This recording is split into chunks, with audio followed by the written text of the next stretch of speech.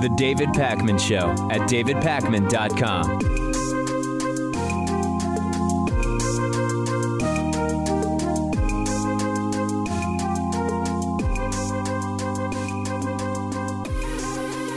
I've told you before that the term fake news, much like regressive, has become used so commonly as this kind of like catch-all ad hominem that it's lost a lot of the meaning that it originally had. And we actually have a new study now that confirms this. There's a new Gallup-Knight Foundation survey, and it found that 42% of Republicans consider accurate news stories that are negative about a politician or about a political group as always fake news. Now, you might say, well, David, I'm sure Democrats are just as bad, right?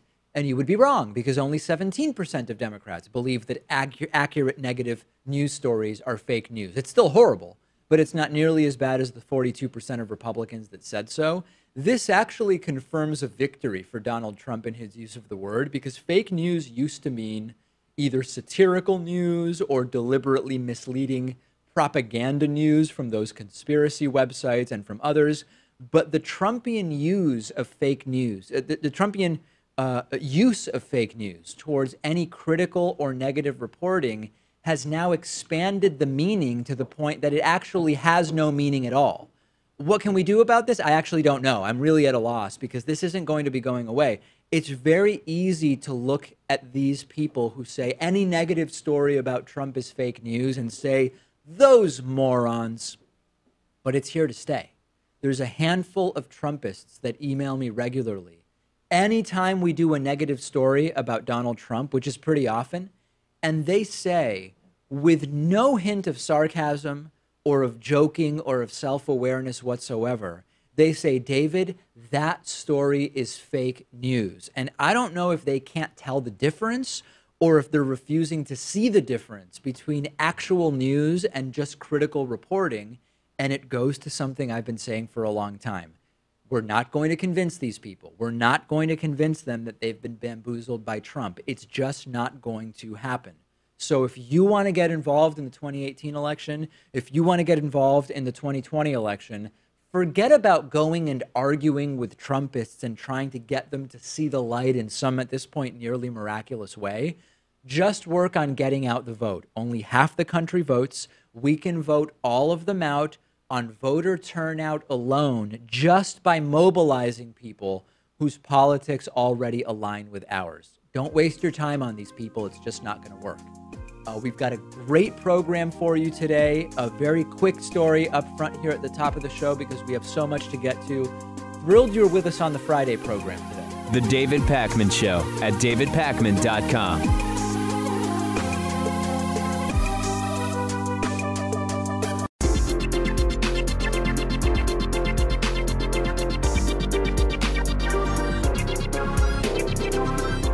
The David Pakman Show at davidpakman.com. Today's member of the day is Michael Cercharo. I hope I'm pronouncing that correctly. Or Cerchiaro. Cercharo, I feel like is more accurate. Michael, thank you for being a David Pakman Show member. Membership is the #1 funding source for this program, and you can sign up at davidpakman.com/membership. And don't forget, you can also make pledges of as little as $1 a month at patreon.com/davidpakmanshow. And as mentioned a couple times this week, we now also accept cryptocurrency contributions. You can find out more and learn how to buy crypto at davidpakman.com/cryptocurrency. Let's go to the phones today. 617-830-4750. Callers, remember that when I say your area code, you won't hear like a click or a chime or anything. You just got to know when I'm going to you. So our first caller is from the 201 area code. Caller from 201, can you hear me? Are you with us? Hi, David. This is Elias Matthews from New Jersey. Great. What's on your mind today? I was just wondering, I'm just 18 right now. I got turned on to the left-ish movement from Bernie Sanders and everything like that. And the more and more I look, the more left I become. And when I say the more left, I also mean like at socialist ideas and things like that. And I just wanted to ask if you had any idea on books or anything like that on what I should read to try and figure out where I am, ideology. Well, I mean, so if you want to figure out where you are, you sort of have to read a wide range of things and figure out what resonates to you. I don't know if are you looking for socialist literature or are you looking for just general political literature? I'm just trying to figure out general political literature. Like, what are the basics I should look into? I mean, I think one interesting thing to start with for me is, if you really want to do this the right way, look into some older reading, right? Like, go back and read something like, if you look at the the table of contents for Bertrand Russell's History of Western Philosophy, I'm not saying read that book, but look at the list of people that are named in there, going all the way back to Greek philosophy, through Socrates, Aristotle, up to and including more modern philosophers, Hobbes, and et cetera. Right. That can serve as a really good foundation for figuring out sort of the underlying principles that resonate with you. And then after that, you can start looking into sort of more modern elected officials or people that are associated with political movements. Something else you might want to do is take the political compass test and then figure out, because when you finish that test online, it'll show you sort of like who are you close to politically and who are you further away from. Check out either books about or by some of the people that appear on your political compass. That's one idea. You have any other thoughts, Pat? Even just snippets of like A Wealth of Nations by Adam Smith Sure. or The Leviathan by Thomas Hobbes. One of my favorites is A Theory of Justice by John Rawls. Check out those, I would say. And while you're at it, read some Marx as well, right? Doesn't mean you have to agree with everything that's in there. Those are some ideas. Elias. Ayn Rand. Ayn Rand, sure. Check out Ayn Rand, although some of our audience thinks that Ayn Rand's books were sarcastically written, like that it wasn't meant to be taken seriously. But don't tell that to a libertarian, right, Elias? No, I've been reading The Leviathan and things like that for my European history class. So you're on the right track. Listen, the fact that you're even asking this question means you're already way ahead of most people. All right, cool. Thank you. All right, no problem. Appreciate the call. 617-830-4750 is the number. Let's try going to the 856 area code. Our next caller, if they can hear me, will be from the 856 area code. Are you with us? Yes, I am. Hey, my name's Jensen. I think I called into the show before. That's interesting. Really let's explore that a little bit. You think you have? Like, do you remember talking to me on the show before? All right, you got me. I called into the show before, but okay. I really enjoy your insight on things. Thank you. My question to you was, back in 2004, we called Bush racist. In 2012, Republican politics of 2012, Romney was racist. Now we actually have Trump. Do you think somebody could actually be more racist than Trump and try to run in like 2024 or 2028, what have you? Yes, and here's why and how. By the right has done a really good job of deflating allegations of racism, and they've done a fantastic job. The same way that there's a movement that has sought to sort of delegitimize the infrastructure of even saying, hey, X, Y, or Z is sexist or misogynist. The same movement has succeeded, or an overlapping movement has succeeded at making a huge portion of the electorate skeptical to any accusation of racism. And so I believe that actually Donald Trump has continued in that direction and will certainly enable not necessarily someone who is just going to come out and make blatantly racist comments to have a shot, but to sort of marginalize and make unimportant their views on race because, hey, you know what? They've got the right position on the wall or on taxes or whatever. So I'm pretty concerned about that. What do you think, Pat? Well, did people call Bush and Romney going racist, off on a though? tangent, we're laughing at the idea now, but do you think over 2020 it could be a thing? I'm sorry, I didn't hear that last question. What was that last question? We're laughing at the idea now, but do you think over 2020 could be a thing? Oprah. Oh, yeah. Let's see if we can turn the caller up a little bit. No, I just saw a poll that says that even most Democrats aren't thrilled with the idea of Oprah. So listen, I thought Trump was going to lose, so don't come to me for political predictions. I don't know what I'm talking about, but my instinct right now is no. Oprah 2020 is not going to be a real thing. Okay. All right. Thanks, Dave. All right. No problem. Appreciate the call. Thank you very much. We are taking calls at 617-830-4750. We're going to go next to our caller from the, let's go to the 267 area code. Caller from 267, go ahead. Hello? You're on the air. Okay. Actually, I don't have a question. I need at least one phone number of a progressive group in the Philadelphia, Pennsylvania area. Sorry, you're looking for who? Yes, I can talk about get some positive change going. You're calling? Okay. I'm sorry, you're calling for political change? Oh yeah, I need a phone number to to progressive group in the Philadelphia area. That's Philadelphia, Pennsylvania. Oh, you're looking for the phone number for I would check on Google for that. I don't know offhand any numbers for Philadelphia-based progressive groups, but there's got to be plenty of them, right, Pat? I mean, Philadelphia's got to be filled with progressive groups. I mean, if you asked me about Baltimore, I would have been able to provide an answer. Okay, thank you very much. All right, thanks. Let us know how that turns out. Okay, 617-830-4750. Let's go next to our caller from the 507 area code. Caller from 507, you're on the air. I am Groot. Bruce, go ahead. What's on your mind? All right. I had a couple of questions actually, and I watch a lot of these of your type of video on YouTube, and I think I've heard you dismiss it before, but I'm wondering if you've changed your position on the likelihood of the situation with the right moving further to the right and the left moving further to the left, and the whole thing devolving into a civil war.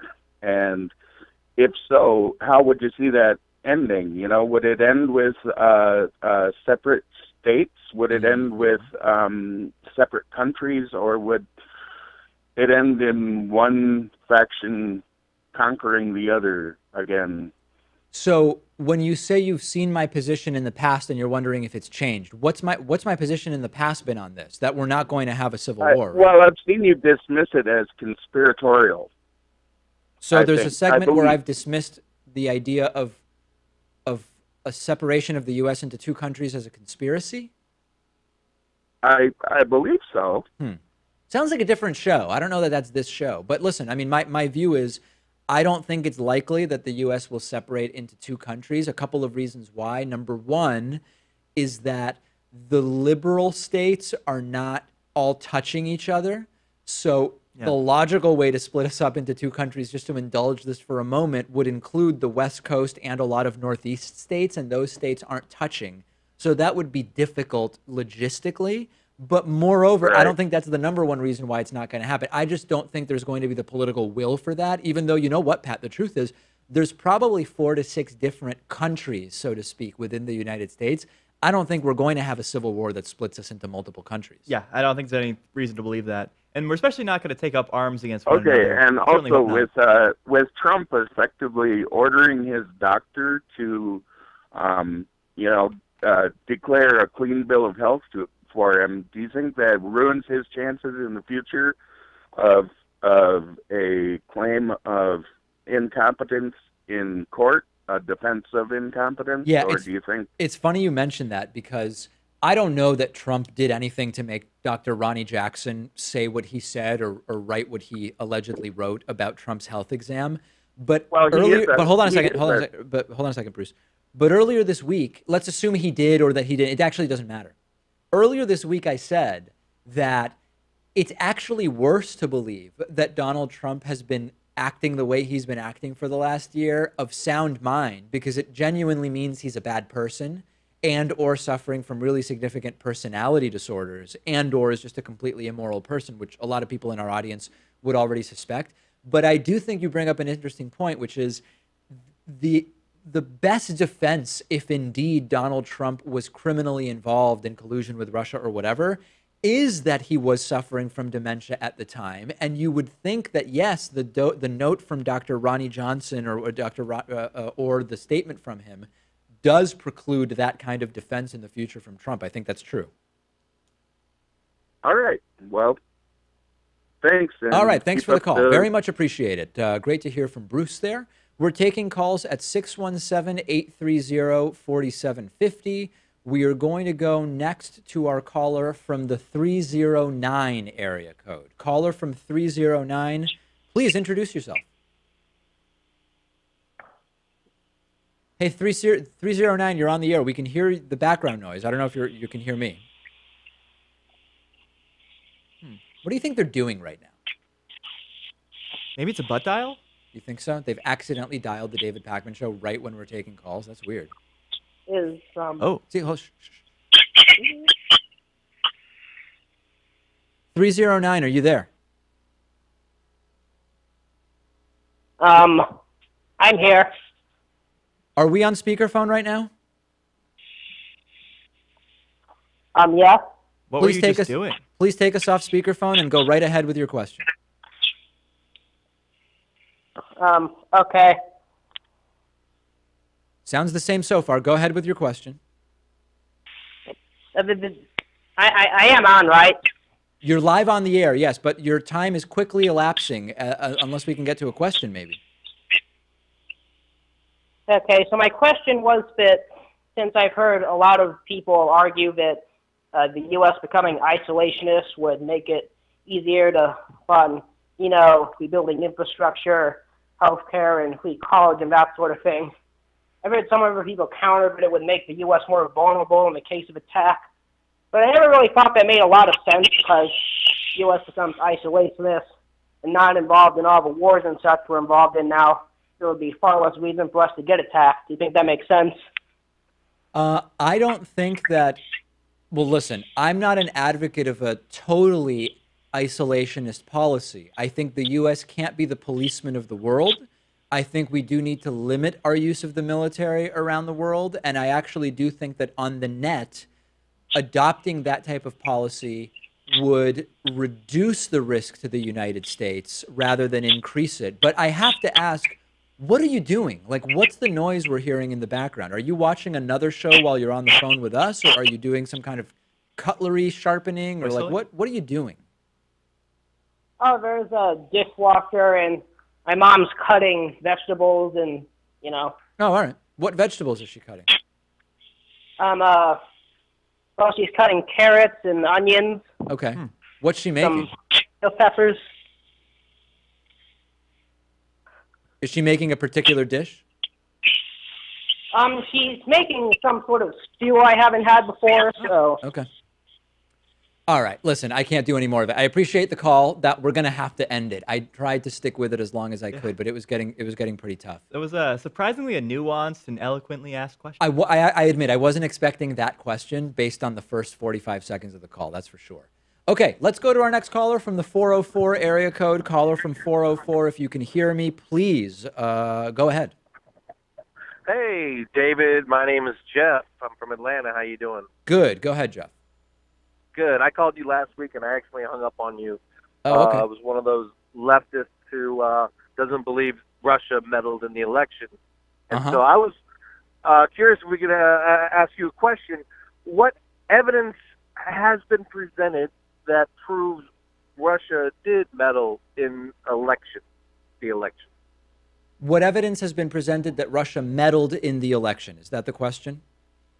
Yes, pretty much. Because I've been following this story for a while, and I've been asked this. No one seems to come up with solid evidence. Who have you asked so far? I'm curious.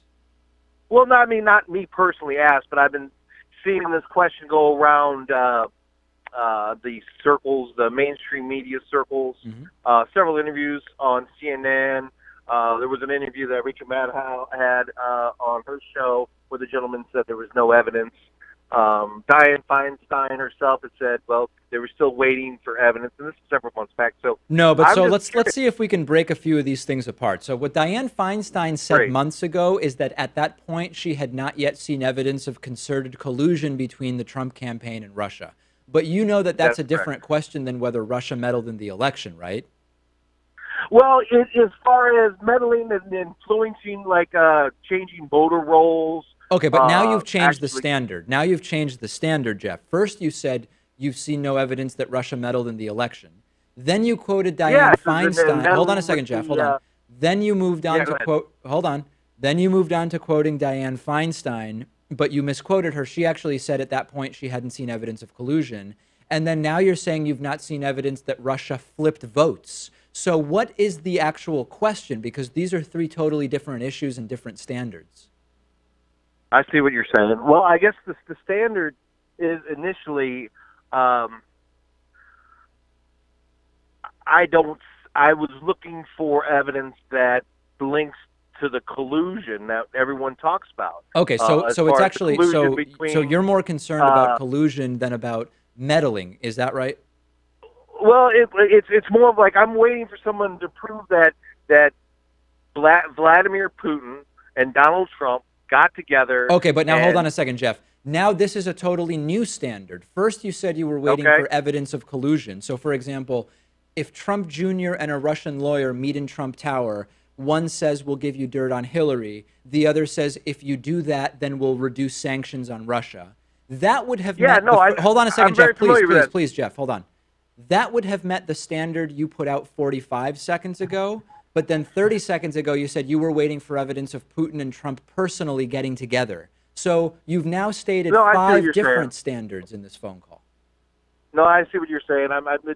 I'm not conveying my point as clearly as I'd like to. I'm suffering from what limbic hijacking right now. Yeah. So basically, the point is that what is the point? The point is that I feel like the Russia story, whether they provided evidence or not, I think it's been used as a red herring to take away from the fact that the Democrats ignored progressives and their issues. Now we're getting to the meat of it, Jeff. So listen, Jeff, I want to mark this down as what I would call sort of a microcosm of the problem that some on the left are having with this Russia issue. Because think about what took place in the last 3 minutes, Jeff, and then I got to let you go because we got to move on. You first called in and presented 5 different standards within 2 minutes as to why you don't think there was collusion, vote influence, whatever, right? 5 different standards. And then when I told you, Jeff, you're really not making sense, you actually said the key thing, which is I actually think no matter whether there is or is not evidence that this is meant to take attention away from the fact that the Democratic Party didn't listen to progressives. You have just summed up better than I ever could have the problem that the left is having with this issue of Russian meddling. So I truly can't thank you enough for presenting this phone call to us. Well, no, that's the problem I am having because I don't view it as serious as everyone else in the Democratic circles are viewing it. Right. I have seen more evidence. When I go back to the primaries, I see lots of evidence of meddling on the DNC side with the Hillary Clinton Foundation. Right. And no one is not talking about that. And the absolute hypocrisy to me is mind-blowing. Yeah, but these are unrelated issues, Jeff, and I think that if there's any red herring, I think it's the one that the left is only trying to use this, that Democrats are only trying to use this to take attention away from Hillary's loss. Jeff, I got to go. I really appreciate the call, but Jeff has just done a true public service to us. He really has, and I really, really do appreciate him calling in today. The David Pakman Show at davidpakman.com.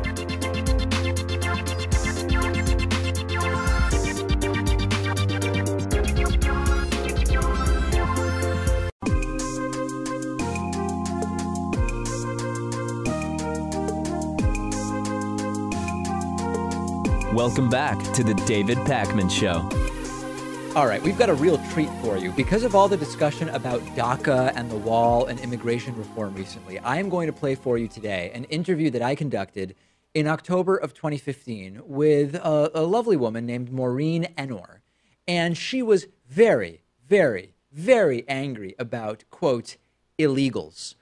I don't know that I have much more to say in terms of introducing the interview other than sit back, get the kids out of the room, and let's enjoy this interview. And think about here's, I think, the connection. Here's the one point I want to make.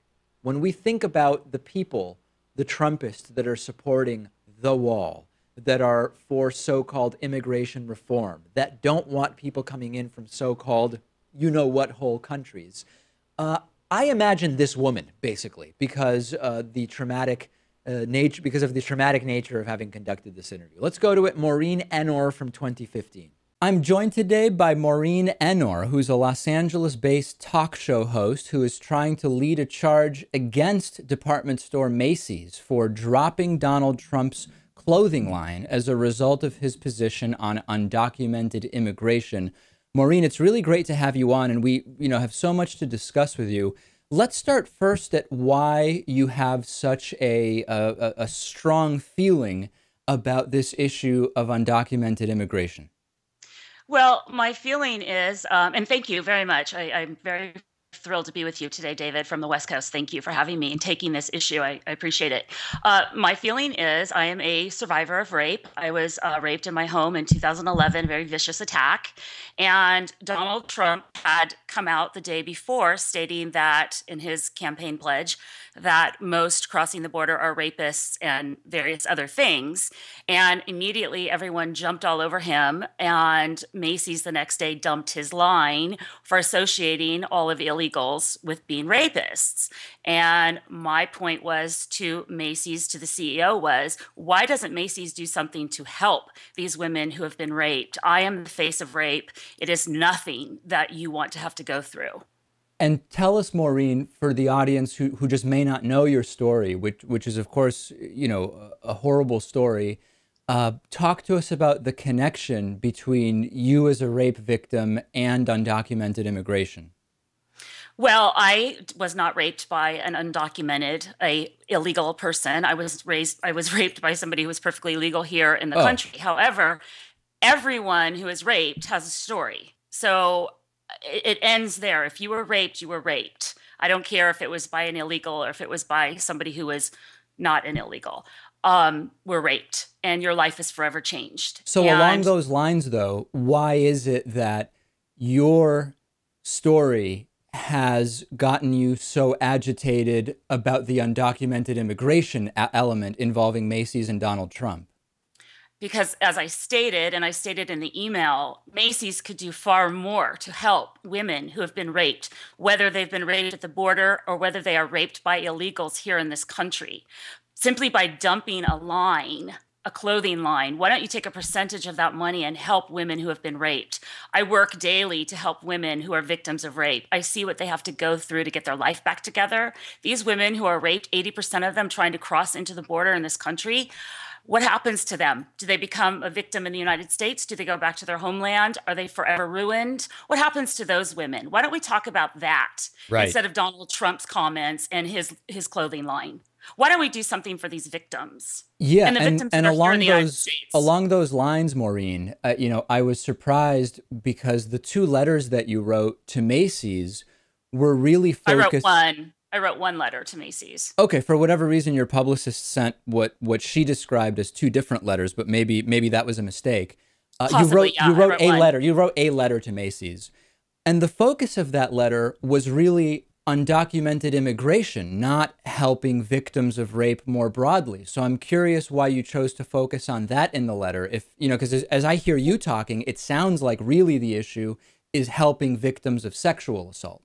Well, it's twofold, and the first email that I did, and the only email that I'm aware of that I sent to the CEO was, how dare you jump on this a day after a candidate says something, knee-jerk reaction to just dump his line when there's victims all over this country who you could be helping. Macy's is a huge corporation. They could be doing a lot of things for these women. Dumping a clothing line is not going to help. And having your feelings hurt in this country because somebody says something about illegal immigration is not going to help. Now, couldn't Macy's be doing any number of things to work on the issue of supporting victims of sexual assault without supporting what they feel to be xenophobic comments from a particular vendor of theirs? Why are they mutually exclusive? Well, I don't think it's xenophobic comments when in Well, I said Texas, what they perceive, though, right? Well, let's give that to them. They perceive it that way. They're a private company, right? They can do whatever they want. They could help victims and also not carry Donald Trump's line, could they not? Okay, well, have they set up anything to help victims? I don't think so. I think my email went totally unnoticed, and I don't think anything has been done to help victims. And 30,000 Macy's customers sent in their Macy's card after Donald Trump made that statement. And I have yet to and will not ever shop at Macy's again. Okay. They, again, have the power to help women. And for you to be, it's these, when these women are being raped, here in this country and on the border. Mostly not by undocumented immigrants, admittedly. Well, because the FBI records do not, we have no way of determining who's an illegal and who's not in this country once they're arrested. We can only go by specific facts, which are not updated.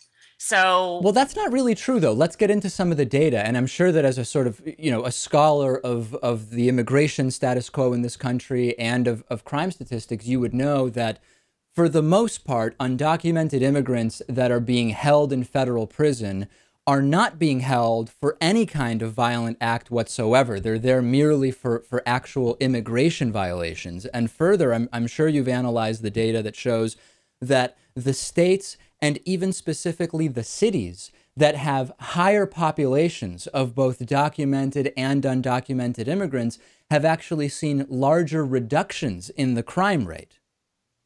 Okay, well, they're not being held. If they are there for illegal reasons, they're let out. Nobody is being held for being here illegally anymore. That's false. That's completely untrue. I mean, federal prisons have, it's a huge moneymaker. There was recently a huge expose done, in fact, as to how big banks that hold shares of private prisons are very influential in changing policy to extend the period during which they can hold undocumented immigrants, because it's actually happening so much, Maureen, that they're making huge money off of it. I'm not sure where you're getting your facts. Well, I'm getting my facts from state level and county level. And here in California, they're not allowed to be held. And I interviewed several Homeland Security officers over the weekend, and they are not allowed to arrest anybody who's here illegally, and they're not allowed to detain them. ICE no longer goes into the local prisons, the county or the state level prisons here in California, which I am an expert on. Yeah. And ICE does not detain. And they do not go to the prisons anymore and look to see who's there on any kind of a visa or detainment. Well, that may be, but I think we're now ICE is a federal agency. But Maureen, hold on a second. ICE is a federal agency. You may well be right that ICE doesn't go into county facilities in California, but as a federal agency, they're absolutely holding any number of undocumented immigrants on immigration violations in federal prison. That's where ICE would hold them. It's a federal agency. Right. And the state has now, California has now been told by the ACLU they are not to hold any illegals in any type of detainment because they will be sued by the ACLU. Okay, but let's put that aside for a second. I think we may be sort of going in two different directions.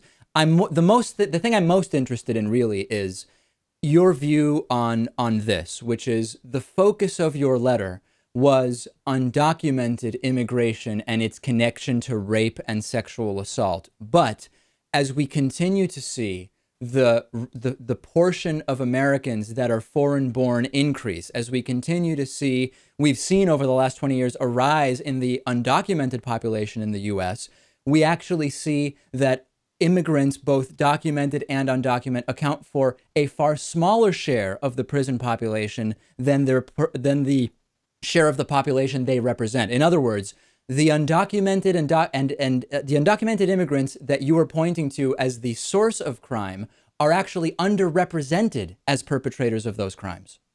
And again, my statistics show that in California, the state level, they're not considered, they're considered, Hispanics are counted as whites, and there's no illegal column for them. So we have no way to count exactly how many illegals are here in California and what crimes they committed. It's not feasible. They don't do it. So my case again is going back to the victims. So the victims of rape. What about in Texas? 1,000 children were molested by illegals in the last 3 years. Now, hold on a second. If you say that we don't have any data as to crimes committed by so-called illegals, How do you know that 1,000 This people was in were molested by Texas. so-called illegals in Texas? This was because this was a Texas-based organization that conducted this survey, and it was done in 2011. So you admit Nothing we I can could not have data find. about undocumented immigrants. Well, that's the interesting thing. You, as the liberal side, I would think that you would want the illegals to be represented properly in our prison system, but they are not. Why does our government not want them counted? Don't you think that they have the right to be counted for who they are and what they've done and if they're here legally? Of course. Where are you They're getting not that done. if you have undocumented immigrants in prison, they're not counted as undocumented They're not immigrants? They are. They're They not absolutely are. No, they're not. Not in the state level. They're not. They are not. Okay. Last thing on this. Aren't you glad that Macy's got rid of a clothing line that is being manufactured in Mexico, a country that Donald Trump claims he's going to, quote, bring jobs back from? No, I'm not. I wish that Macy's would have taken a different approach and come to the side of the victims. Why is it that the victim always gets put down in this situation? You never want to listen to the victim. You always want to take sides with the perpetrator. That's the way this country is, and rape is especially the worst case. But how is Macy's doing that? Which perpetrators are they siding with? Are you saying that Donald Trump is a perpetrator because No. his I'm clothing asking line is you. made in... You said Macy's is siding with the perpetrators rather than the victims. Which perpetrators is Macy's siding with? Macy's is taking the sympathy of the illegals versus the sympathy of the victim and the women who have been raped, who need far more help than the victims who are perpetrating this crime. All right. Well, Maureen Ennor, I think that clearly you and I don't agree, but I think much of our audience is going to find your comments very, very offensive. But I, of course, leave it up to them to decide. Maureen Ennor is a Los Angeles-based talk show host. She is very upset about Macy's dropping the Mexican-produced line of Donald Trump clothing. She feels that Macy's is siding with the perpetrators, not the victims of sexual assault. Maureen, I really do appreciate you coming on and talking to me about this. Thank you, David. I really appreciate you having me on. The David Pakman Show at davidpakman.com.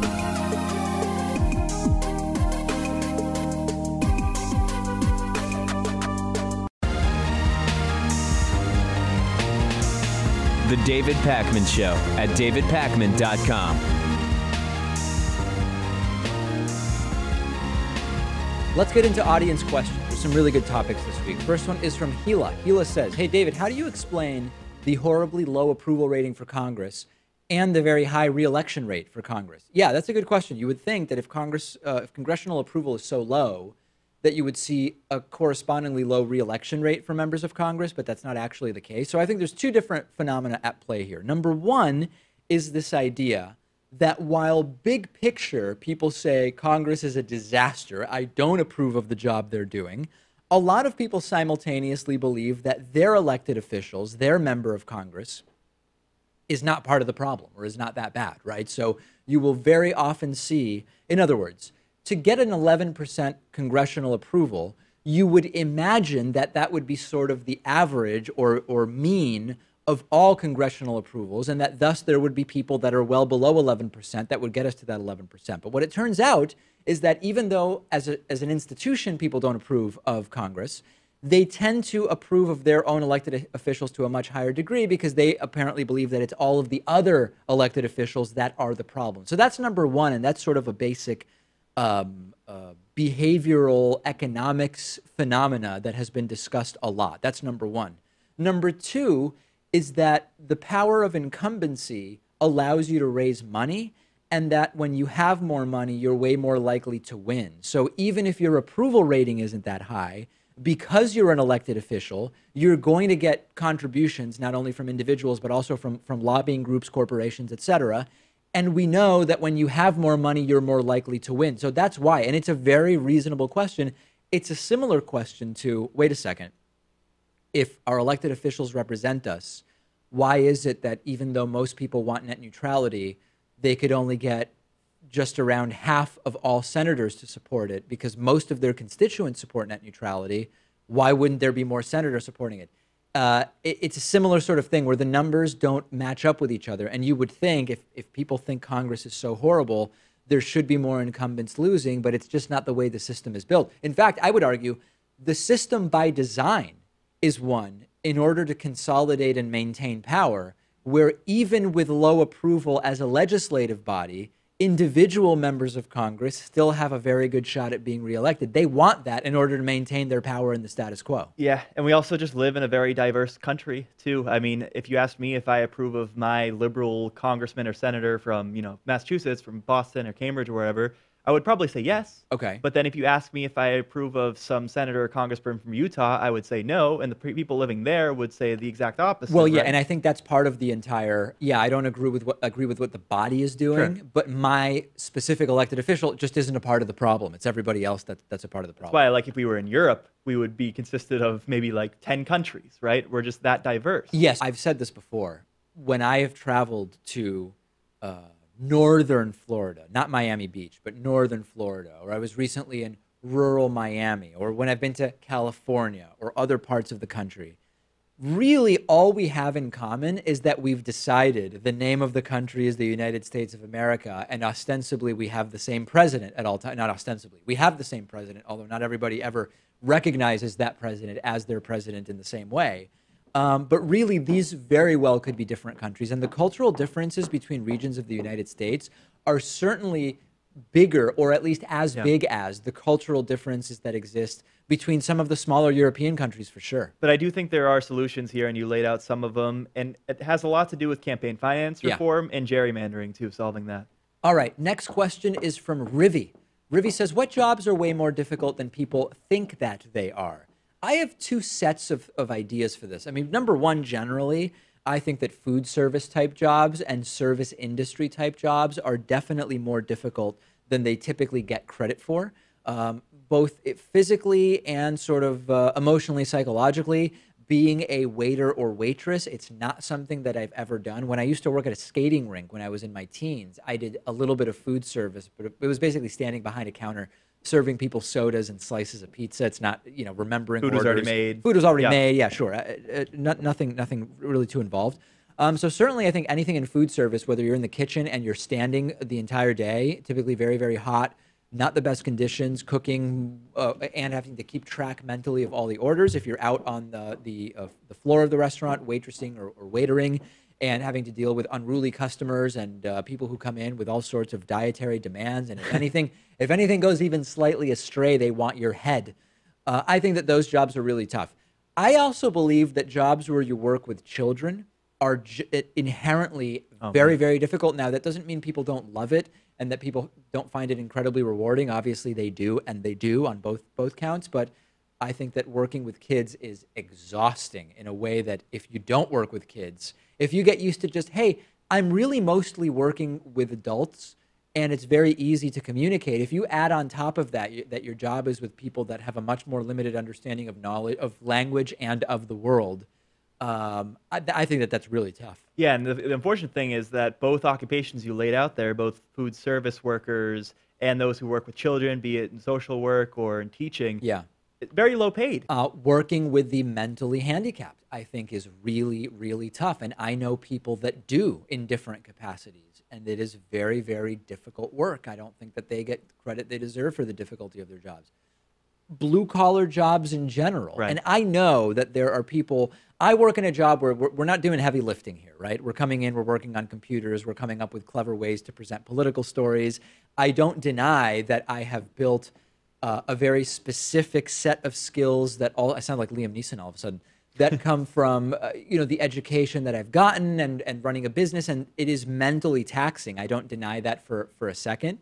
But I also think that for all the people working so-called white-collar jobs or information age type jobs who say it's so easy in the blue-collar world because, yes, it's physically demanding, but you have way, way less in the form of stressful mental decisions that have to be made. I think you're drastically undercutting the difficulty of a lot of those jobs. Any other thoughts that you have on just jobs that are tougher than people generally give credit I think for? the coal miners, right? Sure. Blue collar workers and construction and any kind of mining like that, I think is tough. I think the reality is that most jobs have difficulties that unless you are familiar at least with the industry, if not the job, you probably don't appreciate. You probably don't. And I mean, just to pick one, airline pilot is often seen as like very, very glamorous, and you're jetting around to these different places, and you very often have, at least if you're doing like long haul flights for legacy carriers, you have a couple days off between flights. You might only do 2 flights a week or something like that. The number one, the jet lag and the constant messing with your body clock is really, really difficult. And number two, there's quite a bit of emotional strain or mental weight in knowing that even small mistakes could cost the lives of hundreds of people on the plane, and certainly potentially thousands of people who are below and relate to the families of all the people that are on the plane. I think that there's a lot to that, not to mention that particularly with regional carriers, are really not paid very well, and sometimes you're doing 6 to 8 flights a day. Yeah, I think that's why it's annoying when people brag about how hard they work, too. Yeah. Because you got to put yourself in other people's shoes. Sure, as well. everybody's I mean, working hard. Everyone's working hard. Well, and not everyone. You can't put yourself ahead of those people. Yeah, there are certainly people not working hard. And Donald Trump knows a lot of those people, and many of them are about to get much, much wealthier as a result of his tax bill. Dana wrote in, what signals to you that you've met an immoral person? Immoral is tough because it's a very loaded term, and it relates to, I mean, you know, morality in a sense has some relativity. I am not a total moral relativist, right? Like, I think that objectively killing people is wrong and should be avoided, except in cases of self-defense, for example, or something like that, right? So I'm not a moral relativist, but there are gray areas with morality for sure. Like, you could argue that there are elements of capitalism that are immoral, and there would be significant disagreement about that. For example, I can certainly tell you when I meet people that don't share my values in a way that I question the ethics and morals of, and one is just treating other people poorly. I've talked about this before, and it came up sort of earlier with the tough jobs thing. When I go out to eat and someone I'm with is rude to the people that are working at the restaurant, I immediately question their ethical compass, I think is the better way to say it. Their morality. It feels so black and white. I don't know. When I see people treat their parents poorly, I immediately question, what kind of a person is this? What kind of a person is going to not treat their parents well, at least in adulthood, right? Little kids often don't understand things, but in adulthood, people that don't treat their parents well. An unabashed willingness to take advantage of others for personal gain. That really, to me, is a red flag of what someone's ethical compass is. That can be revealed in many different ways. It could be financial. It could be, you can think about a lot of different ways that people can be taken advantage of, but that's definitely a red flag for me. And from a political point of view, if someone adheres to outrageous, strict father morality conservatism, I question their ethical compass. Now, they will say, no, these are their views because of their ethical compass, which might be informed by their religion. I would push back against that and say, no, I think that that is a very, very concerning ethical compass that you have. And maybe people who lack remorse also, when they've done something that clearly they did wrong.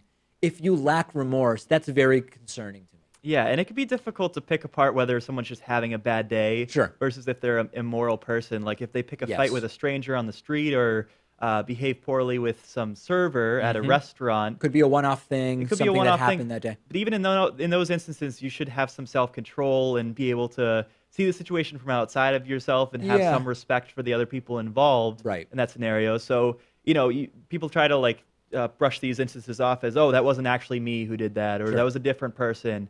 It is you in some respect, and it doesn't reflect well on your morality overall. Now, is it important to say that there are some people who will sometimes exhibit the behaviors we've identified as making us question their ethical compass, and it might be not because of any issue of morality or ethics, but it could be an issue of mental illness, and that's a very different analysis that has to be done. Do you agree with that? Yeah, if it's mental illness, I think it's not like you get a pass because you still have to deal with those problems and try to better yourself. But the interpretation might be different. Yeah. Interesting. Send me your thoughts. What do you think about this? What red flags do you see in people's behavior that make you question their morality or ethical compass? We've got a fantastic bonus show for you today. DavidPakman.com/membership, Patreon.com/DavidPakman. There are 2 ways now to get access to every single bonus show, and that's coming up next.